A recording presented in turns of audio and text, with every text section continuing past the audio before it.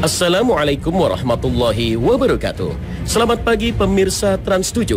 Khazanah Ensiklopedia Islam Dunia pagi ini kembali hadir ke hadapan Anda untuk berbagi informasi Islami. Semoga menginspirasi dan menjadi motivasi aktivitas Anda hari ini.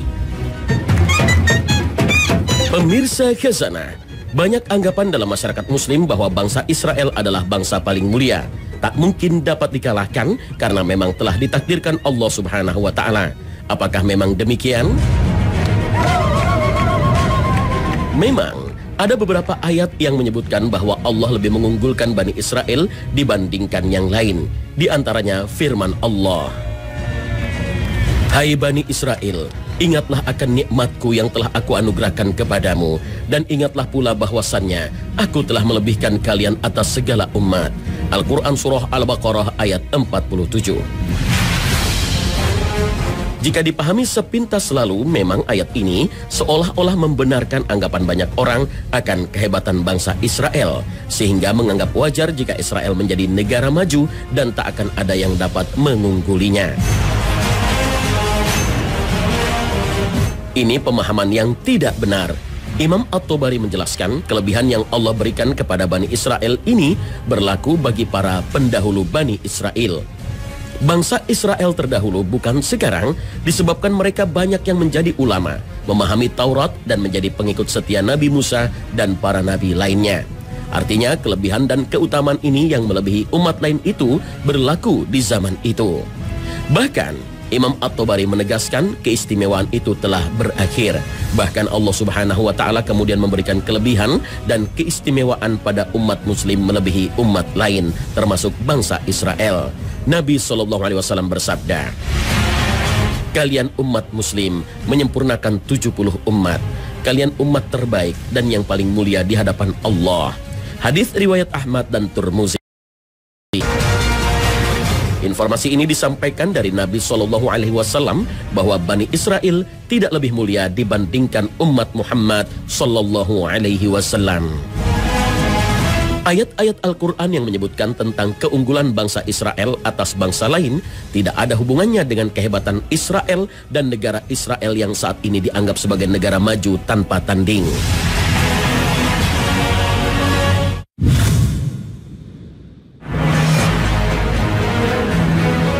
Pemirsa Khazanah, salah satu sahabat Nabi yaitu Buraidah ibnul Husayb radhiyallahu anhu pernah menjumpai saudaranya berkeringat di dahinya saat menghadapi sakaratul maut. Saat itulah ia langsung bersaksi dan berkata, "Allahu Akbar, aku pernah mendengar Rasulullah bersabda, meninggalnya seorang mukmin dengan keringat di dahi." Hadis riwayat Ahmad, An-Nasa'i dan Bukhari. Hadis ini menegaskan bahwa munculnya keringat di dahi menjadi pertanda kematian yang indah atau husnul khotimah. Lalu mengapa keringat yang keluar di dahi orang mukmin yang meninggal itu bisa menjadi tanda meninggal yang baik atau husnul khotimah? Keluarnya keringat di dahi menurut Ibnu Hajar Al-Asqalani termasuk salah satu sifat sakaratul maut seorang mukmin. Dan beruntunglah orang-orang yang merasakan keadaan ini. Sesungguhnya mereka tergolong orang-orang yang selamat dari siksa akhirat. Mengapa demikian? Karena saat sakaratul maut, seseorang akan diperlihatkan nasibnya kelak di akhirat. Apakah dia mendapatkan nikmat surga ataukah neraka? Dan sungguh beruntung orang mukmin yang meninggal dengan keringat di dahi, karena ia akan mendapatkan kabar gembira dan kemuliaan dari Allah Subhanahu wa Ta'ala di akhirat kelak. Para ulama telah menyepakati akan tanda ini sebagai tanda akhir hidup yang baik atau husnul khotimah. Lalu mengapa keringat itu muncul di dahi orang mukmin yang baik saat sakaratul maut? Para ulama menafsirkan keringat yang muncul di dahi karena yang bersangkutan bekerja keras sepanjang hidupnya. Sepanjang hayatnya, ia selalu berperilaku baik dan amar ma'ruf nahi munkar, menyeru kebaikan dan mencegah kemungkaran dan menjauhi keburukan. Buah dari kerja keras inilah yang memunculkan keringat di dahi pada saat menghadapi sakaratul maut. Selain itu, Imam Al-Munawi menjelaskan dengan alasan yang berbeda bahwa keringat di dahi muncul karena tingginya rasa malu seorang mukmin ketika menghadap Allah. Meski selama hidup jenazah tersebut selalu beramal baik, ia merasa tidak pantas mendapatkan balasan yang luar biasa indah. Seorang mukmin merasa rendah diri di hadapan Allah sehingga ia menampakkan keringat saat sakaratul maut. Ada juga ulama yang menjelaskan bahwa rasa malu itu disebabkan oleh banyaknya kesalahan di masa lalu. Ketika manusia memasuki fase sakaratul maut, kekuatannya hanya tersisa di bagian kepala dan kedua mata. Pada saat sakaratul maut itulah rasa malu sangat terasa sehingga menimbulkan keringat di dahinya. Rasa malu kepada Allah menjadi sifat para nabi, sahabat, dan orang soleh. Inilah sifat yang tidak akan pernah didapatkan pada diri orang-orang kafir. Sehingga para ulama menjelaskan keringat di dahi ketika sakaratul maut bentuk rahmat Allah kepada hambanya yang beriman dan bertakwa.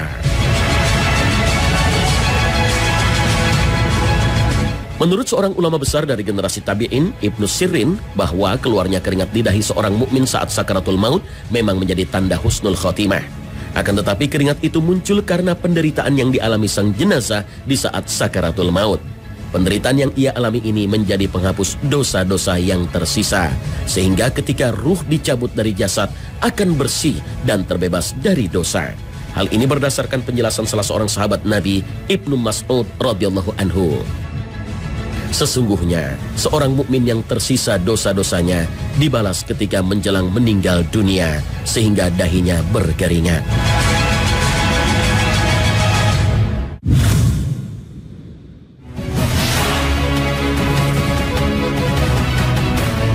Pemirsa Khazanah, keringat yang muncul pada dahi orang yang husnul khotimah atau akhir hidup yang baik bisa jadi karena faktor lain.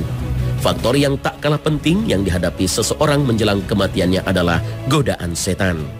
Karena setan tidak pernah puas menggoda manusia sampai tujuannya berhasil, bahkan di akhir hayatnya sekalipun. Itu sebabnya Nabi SAW memohon perlindungan dari godaan setan di saat sakaratul maut. Aku berlindung kepadamu agar tidak disesatkan setan ketika kematian. Hadis riwayat Ahmad dan Abu Daud. Kita tahu setan adalah makhluk yang tangguh, gigih, dan paling konsisten dalam menggoda manusia. Ia akan menggunakan berbagai macam cara, metode, pendekatan, bahkan meski memakan durasi waktu yang lama sekalipun, mereka tak kenal menyerah. Oleh karena itulah, di akhir hayat seseorang merupakan kesempatan terakhir bagi setan untuk menyesatkan manusia, sehingga manusia enggan bertaubat atau enggan memperbaiki amalan ibadah. Setan akan membuat manusia merasa sombong sehingga tidak perlu memohon ampunan atas kezoliman dan kemaksiatan yang pernah dilakukan seorang mukmin. Setan akan membuat hati merasa putus asa dari rahmat Allah, berusaha membuat manusia merasa benci dengan kematian, mencintai harta duniawi dan merasa sedih meninggalkannya, sehingga membuat manusia kehilangan keikhlasan dan menerima takdir atas datangnya kematian. Disinilah setan akan berusaha keras menggoda dan menyesatkan orang mukmin hingga ajal menjemputnya. Jika godaan ini berhasil, seorang mukmin akan memasuki akhir hidupnya dengan su'ul khotimah atau akhir kematian yang buruk. Oleh karena itulah, seorang mukmin hendaknya selalu berdoa kepada Allah agar mendapatkan rahmat dan taufik Allah dalam menghadapi godaan setan pada saat menghadapi sakaratul maut. Inilah yang dialami oleh Ahmad bin Hambal, imam mazhab Hambali yang berjuang keras menghadapi setan di masa akhir hayatnya.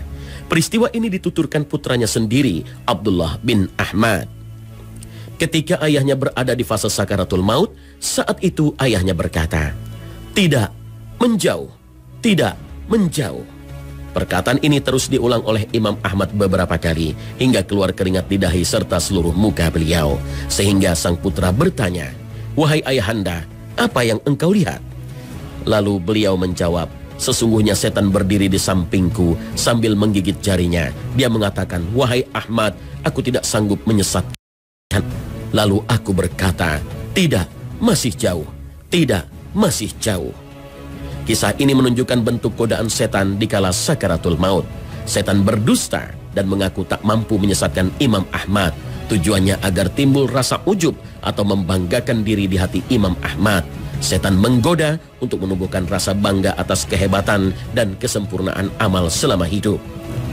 Namun, Imam Ahmad menyadari inilah bentuk tipu daya setan. Itu sebabnya ia menyangkal dan membantah perkataan setan itu dengan mengatakan, "Tidak, saya masih jauh, tidak seperti yang kamu sampaikan." Peristiwa dahsyatnya godaan setan saat sakaratul maut juga diceritakan Imam Al-Qurtubi.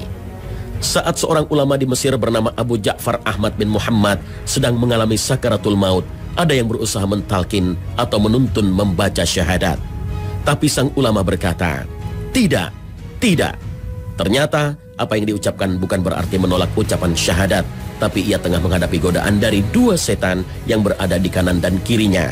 Setan yang pertama berkata, "Matilah dengan memeluk Yahudi, karena itulah agama terbaik." Setan yang lain berkata, "Matilah memeluk Nasrani, karena itulah agama terbaik." Lalu Abu Ja'far Ahmad bin Muhammad berkata, "Tidak, tidak." Oleh karena itulah Ibnu Qayyim mengingatkan orang-orang mukmin agar mewaspadai masa-masa yang paling menegangkan bagi manusia ini. Apabila seorang hamba pada saat sadar, kuat serta memiliki kemampuan, dia masih bisa dikuasai setan, ditunggangi perbuatan maksiat yang diinginkannya, dan mampu membuat hatinya lalai dari mengingat Allah Ta'ala. Saat itu, setan masih bisa menahan lisannya dari zikir, dan setan juga membuat anggota badannya jauh dari mentaati Allah. Lalu bagaimana kiranya saat kekuatannya melemah, hati dan jiwanya kacau karena sakitnya tercabutnya nyawa? Sementara saat itu, setan mengerahkan seluruh kekuatan dan konsentrasinya dan menghimpun semua kemampuannya untuk mencuri kesempatan. Sesungguhnya sakaratul maut adalah puncak pertarungan.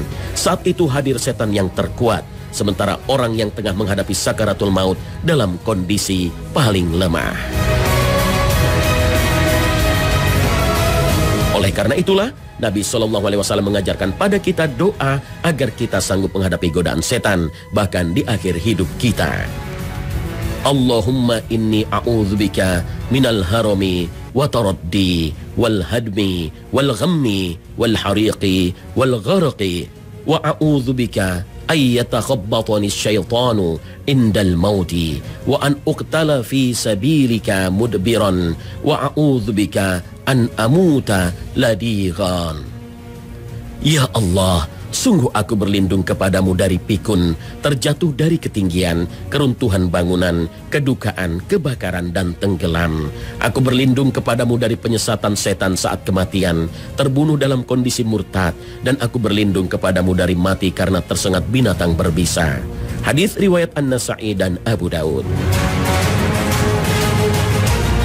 Memang tidak semua orang mengalami fase sakaratul maut akan mengalami godaan seberat itu. Namun para ulama menjabarkan keadaan sakaratul maut dengan tujuan mengingatkan umat kepada kematian.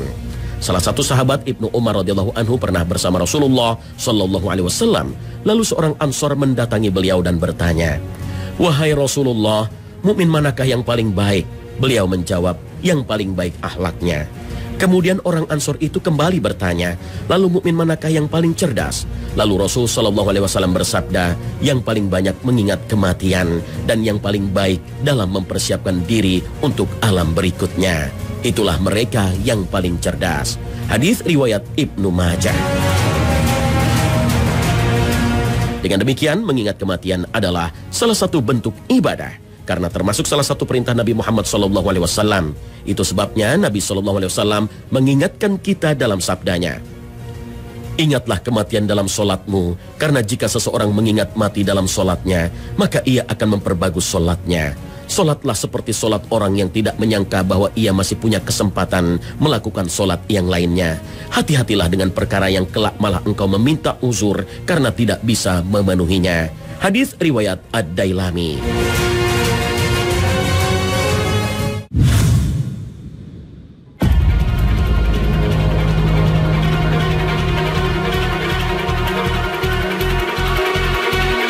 Pemirsa Khazanah, akhir kehidupan yang baik atau husnul khotimah bisa juga ditandai dengan meninggalnya seorang mukmin di hari Jumat.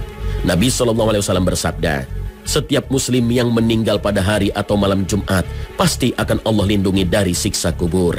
Hadis riwayat Ahmad. Beberapa ulama memang menilai hadis ini lemah, namun beberapa ulama juga menilai hadis ini hasan dan masih bisa dijadikan alasan. Hadis ini menggambarkan keutamaan mukmin yang terbebas dari siksa kubur, dan salah satu pertandanya adalah meninggal di siang atau malam Jumat. Ada juga ulama yang menyimpulkan hadis ini bukan semata penanda husnul khotimah, tapi menerangkan keistimewaan hari Jumat. Salah satu kelebihan Jumat dibanding hari lainnya adalah terbebasnya siksa kubur bagi orang yang meninggal di hari itu.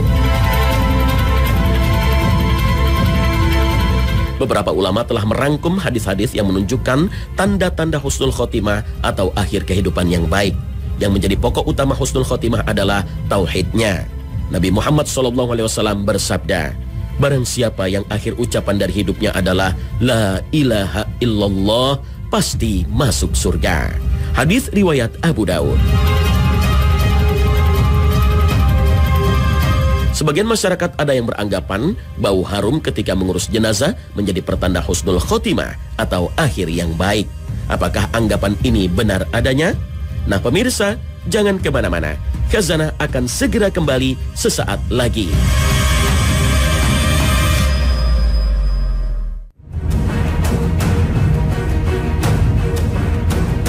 Pemirsa Khazanah, secara khusus para ulama tidak menemukan dasar yang menerangkan dan menjelaskan bahwa bau harum menjadi indikasi bahwa kematian seseorang itu husnul khotimah. Akan tetapi hal itu hanyalah tafsiran para ulama sebagai salah satu pertanda husnul khotimah atau akhir yang baik. Karena bau harum merupakan salah satu pertanda khusus yang dimiliki oleh jasad orang yang meninggal dalam keadaan syahid.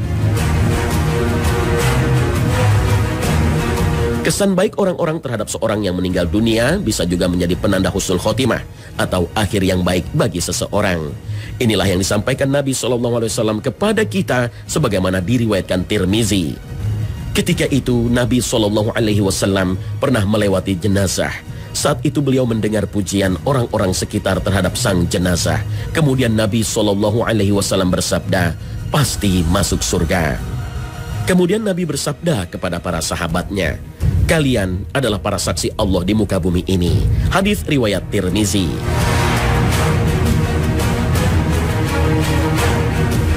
Pemirsa, kita juga bisa menandai akhir kehidupan yang baik atau husnul khotimah bisa ditandai dengan cara seseorang menemui ajalnya.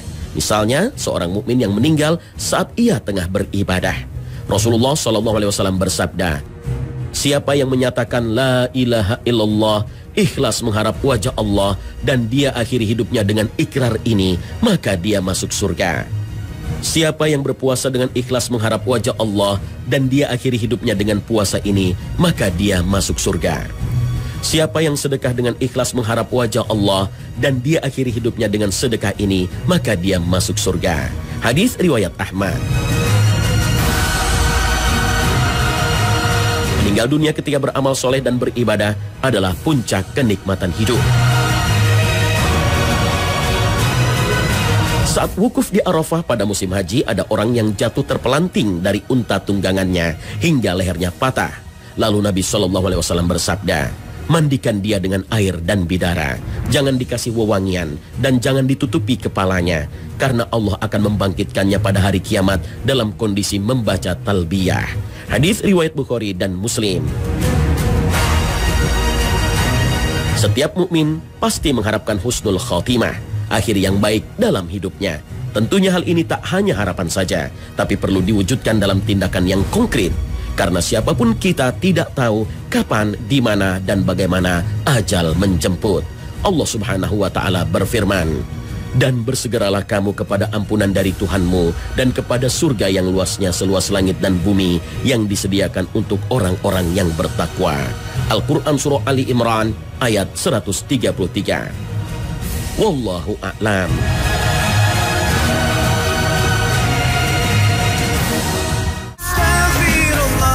Nah pemirsa, sampai di sini akhir perjumpaan kita hari ini. Semoga Allah Subhanahu wa Ta'ala senantiasa memberikan hidayah dan taufiknya kepada kita. Amin ya rabbal alamin.